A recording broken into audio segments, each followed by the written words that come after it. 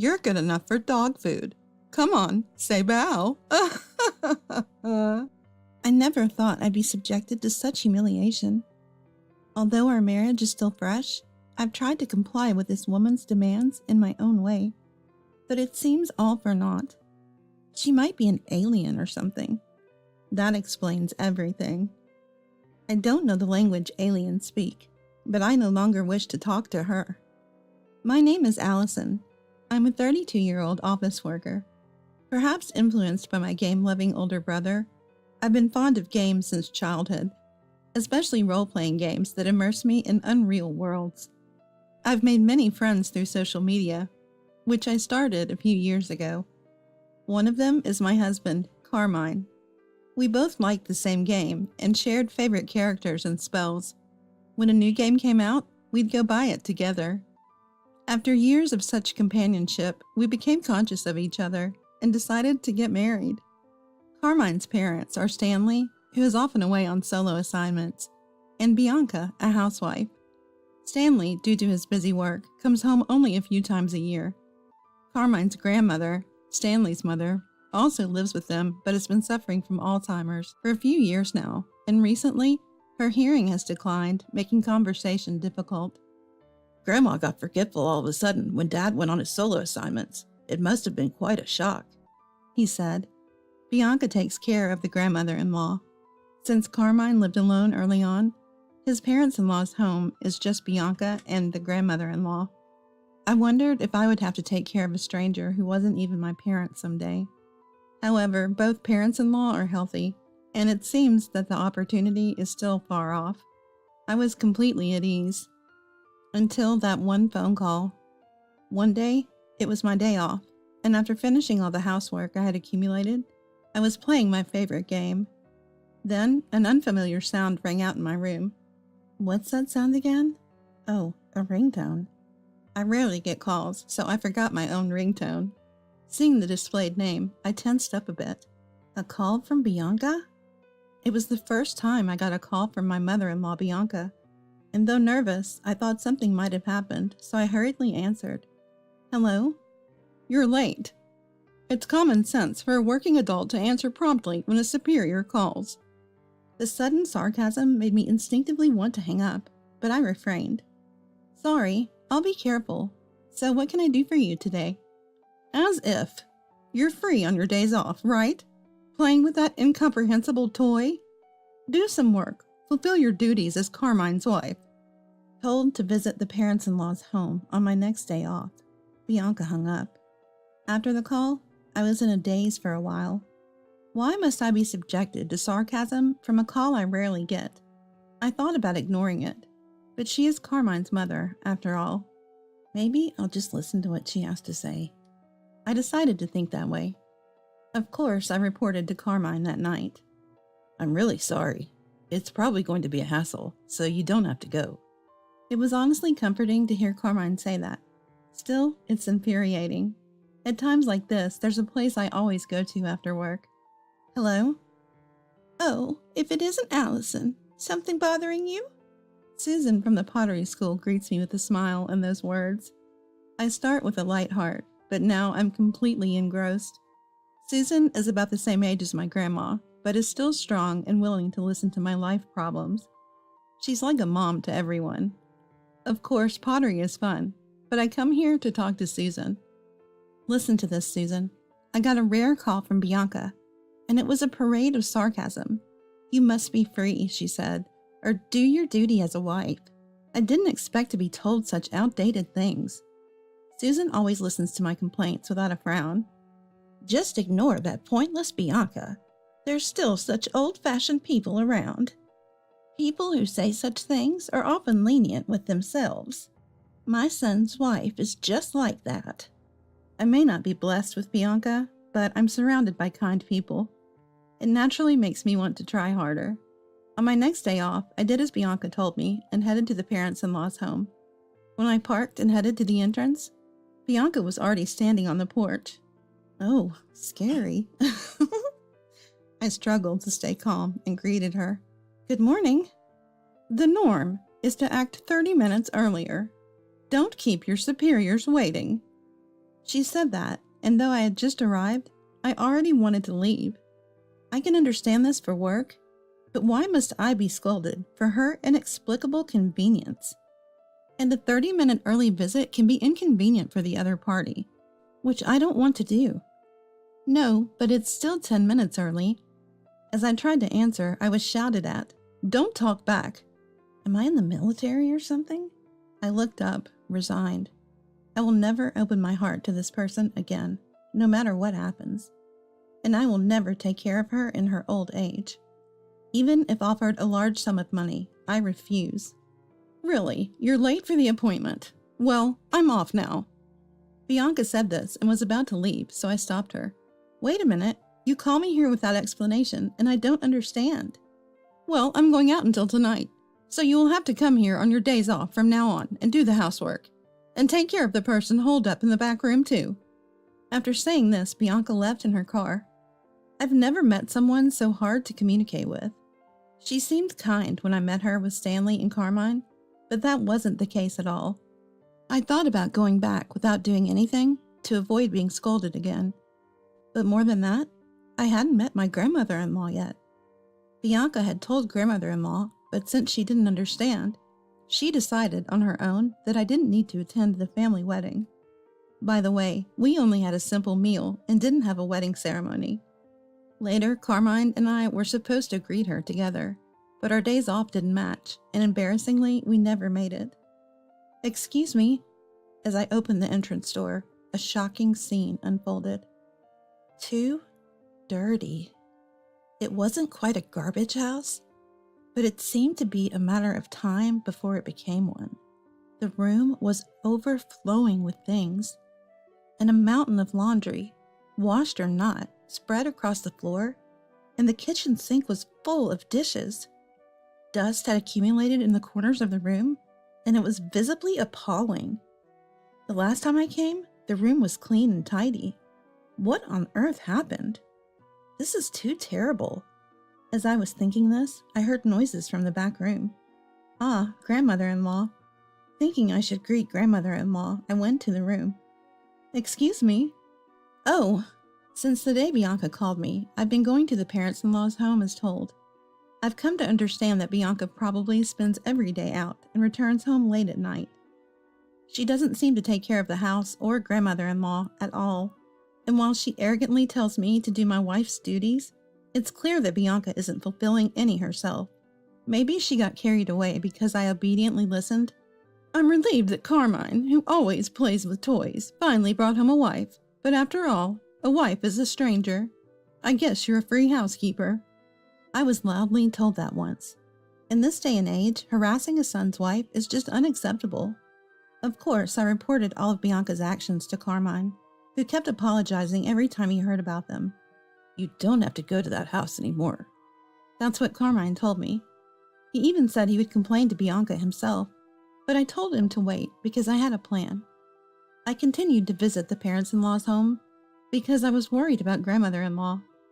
When Carmine saw that grandmother-in-law and I got along well, he was very pleased. After a few months of those days, while I was cleaning the parents-in-law's home as usual, Bianca said, "There's a memorial service at the end of this month, and people will gather, but make sure you don't say anything unnecessary, okay?" I smiled and replied, "Of course, Bianca." Bianca seemed not to be completely satisfied with my obedient self.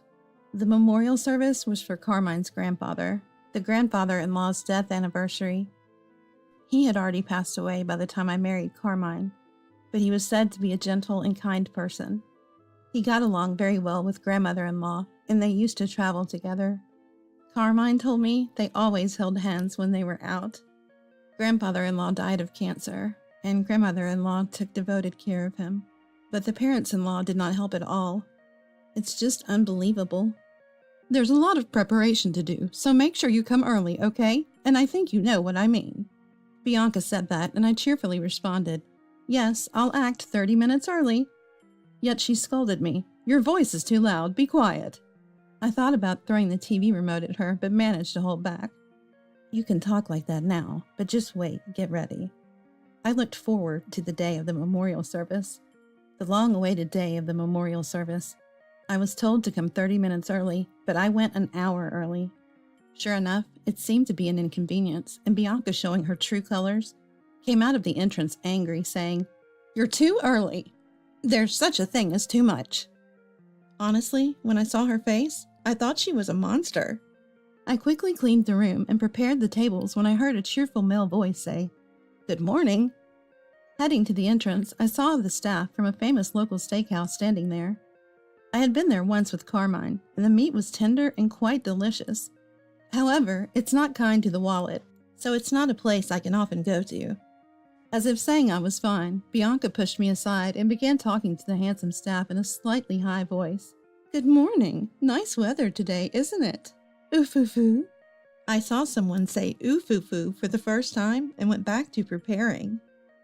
"Hey, hurry up and carry the food that arrived early," I heard Bianca's annoying voice. While thinking, yes, I headed to the kitchen. There I noticed something. Bianca, there's one meal short. Is this a mistake? Shall I call? When I said that, Bianca, with a mean smile, said this. "It's not a mistake. I never prepared a portion for you." I was stunned, never expecting to be treated like this. "After all, today people are gathering, and you, my son's wife, won't have time to eat. How shameless." Feeling like I had been called a greedy person, I finally felt indignant. Maybe because I didn't talk back, she felt good and said, "A housekeeper like you is good enough for dog food. Come on, say bow." Then she put the dog food left over from the dog they used to have in the parents-in-law's home in front of me. At that humiliating act, I couldn't help but laugh.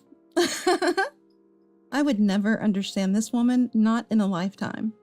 Because she must be an alien or something. I have no intention of talking to someone with whom I can't communicate. Thinking that, I shouted at Bianca in a language I didn't know, pretending to speak alien. And for a moment, Bianca's face showed a hint of fear at my sudden behavior. "What? Are you out of your mind? Are you mocking me?" "Yes, I guess so. I've been putting up with it for quite some time now. I don't like living in a house with someone as nasty as you. I don't know what you're upset about, but will you be satisfied if we get a divorce?" I won't allow a divorce. Then I'd have to hire another housekeeper. That would be a waste of money. With that, Bianca came at me, trying to grab me. "Stop it! How disgraceful!" Turning around, there stood Carmine and my father-in-law, Stanley, along with Stanley's brother and his wife, who lived far away. Bianca hadn't noticed them because of our argument, but it was already time for Carmine and the others to arrive. I don't know how long they had been watching, but Bianca became completely subdued, perhaps because Stanley intervened or from the shock. Then it was time for the priest to come to the house. The memorial service ended modestly, and it was time to eat, but grandmother-in-law stayed in her room, saying she wasn't feeling well. "I haven't eaten this in a while, but the steak here is really good." While Stanley said that, I was bustling around, bringing drinks and such. "Allison, come eat too. You don't need to do all this." "Thank you. Come over here." My aunt-in-law Cindy also called out kindly. "Thank you, but it seems there is no steak for me." I pretended to be dejected as I said that, and when Cindy asked, why?" I replied, "I can't possibly say it. Please ask Bianca." Cindy glared at Bianca, who might have been frightened by her gaze, and started saying something ridiculous. "Oh, I ordered the wrong number of steaks. I told Allison to eat my portion, but she declined, saying she was fine. I'm so lucky to have such a nice woman marry into the family." Bianca was sweating profusely, and her eyes were darting around. "Is that so?" Cindy looked at me worriedly. "Yes, that's right." Behind Cindy, I could see Bianca's face completely at ease. That face was so comical, I struggled to keep from laughing. Bianca is always so kind. She points out when I'm lacking social manners. Today, instead of steak, she prepared this for me. I said that and brought out the dog food Bianca had handed me from the kitchen. Bianca turned pale at my unexpected action. "What's going on? What have you done to my precious wife?" Carmine asked, but Bianca remained silent. In the quiet room, Stanley spoke up. "Well, you know, when in Rome, do as the Romans do, right? Allison is married now, so—" Stanley started joking, and Carmine looked like he was about to grab him, thinking it better to avoid an assault charge. I decided to call my ace in the hole. "Susan?" Everyone was surprised by my loud call. Then, from a back room, a cheerful voice replied, "Yes?" Out came Susan, grandmother-in-law. It turns out she's the Susan from pottery school. The day Bianca first called me over, we were both shocked to see each other. Never imagining that the grandmother-in-law would be Susan, we finished the housework at the parents-in-law's home together laughing. The parents-in-law's home is a two-family house, and Susan's living space was very tidy. It was obvious that she wasn't sick, but Bianca never suspected. Since Bianca returned home late at night, we went out to eat and for walks. I enjoyed the time spent with my beloved Susan, which is why I was happy to visit the parents-in-law's home. Susan had made me promise not to tell the in-laws about our relationship. I was angry at Bianca's unreasonable words, but knowing it would end someday, I could bear it. Susan didn't attend the memorial service because she didn't want to see the parents-in-law's faces. Susan always prayed for grandfather-in-law's happiness after his death. Why, Mom, don't you have Alzheimer's?" Stanley asked, puzzled. "That's just something this woman misunderstood on her own." With that, Bianca, who had been shrinking herself, was glared at. "I wanted to live alone with my husband, but right after getting married, you started living with us for the sake of he's your son, and you and your husband indulged in luxury with the money saved from rent." Susan said this, and Stanley looked uncomfortable. "I thought I'd be free when your transfer was decided, but then this woman said she would stay here, and it was the worst. I couldn't even talk about kicking her out because you were never home. And I pretended to be hard of hearing because I didn't want to talk to you. And then you just assumed I had Alzheimer's. It's laughable." Bianca's face turned bright red. "What I couldn't forgive the most was being treated as absent from the grandchildren's celebrations. Well, I was very happy when I found out Allison, whom I'd get along with, was the spouse of my grandchildren." Susan said that and smiled at me. Bianca, not finding this amusing, suddenly started. "I'm sorry. Allison was always so cold to me. I was frustrated, and that's why I did such a prank today. I truly regret it. But if Allison had been kinder from the start, then I wouldn't have been too—" I had no intention of playing along with such a charade. "All the precious words you've given me up until now, Bianca, I thought I'd listen to them at home, too." I said that and pulled out a voice recorder I had hidden in my pocket. With each playback, Bianca's face grew paler, and the faces around us grew more severe. Susan and I had planned to expose everything on this day when the relatives gathered, regardless of the steak incident. After listening, Cindy started to laugh. "You talk about social common sense, but you've never worked a day in your life." Apparently, Bianca had never worked and had lived a life of leisure. After the children grew up, Bianca began to go out more, causing constant arguments with Stanley. Stanley himself was apparently a habitual adulterer who returned home late every night, participating in school events for the sake of public image, but otherwise maintaining a fake relationship, as I had heard from Carmine. Carmine also hated it and left home as soon as he graduated from high school. "That's why, pack your bags and leave right now. This is the precious home of my deceased husband and me. I will never allow you to return, and you too." Susan said this and glared at Stanley. "You have another woman out there, don't you? Do as you please, trash son. I'm cutting ties with you." Stanley left the house as if fleeing, perhaps hit too close to home. "And Carmine, I know you're busy with work, but come and visit once in a while. I understand if you don't want to, given such foolish parents." Susan said this to Carmine with a slightly sad look. "Then we're heading home." As Carmine and I left the house, Bianca, looking furious, chased after me. "Wait, clear up this misunderstanding. If I'm thrown out of here, I'll be in trouble." I thought if that was the case, she shouldn't have harassed me to begin with, but it's too late for her words now. "I don't understand. Why don't you work? You seem to have a great understanding of how to be a respectful member of society," I said sarcastically and got into the car. She was shouting something outside, but I didn't care. She might as well regret the life she's led as she pleases. As for the former parents-in-law, after being kicked out of the parents-in-law's home, Bianca showed up at Stanley's place where he was working alone. But as Susan predicted, Stanley was already living with his mistress, and Bianca was quickly discarded. Furthermore, it turned out that Bianca had also been having an affair, and even worse, with a married man, and she was sued for damages by his wife. Since both our former parents-in-law had been unfaithful, the damages were sort of offset, but Bianca would likely continue to pay the mistress's husband. Stanley might lessen his burden if he sought damages from his mistress, but to me, they are strangers, and it doesn't matter anymore. They were a match in a way, despite the fake relationship I had heard about. Carmine has no lingering feelings for his former parents and intends never to see them again. I feel the same. As for us, we've decided to live in the parents-in-law's home where Susan lives. The house, once full of unpleasant memories, was transformed as we disposed of all the furniture Bianca had collected, and made significant changes to the interior, making it feel like a completely different home. Susan is surprisingly energetic for her age, but I'm more than willing to take care of her if she ever needs it. Furthermore, next year our family will be growing. I'm looking forward to living a happy life with my beloved family from now on.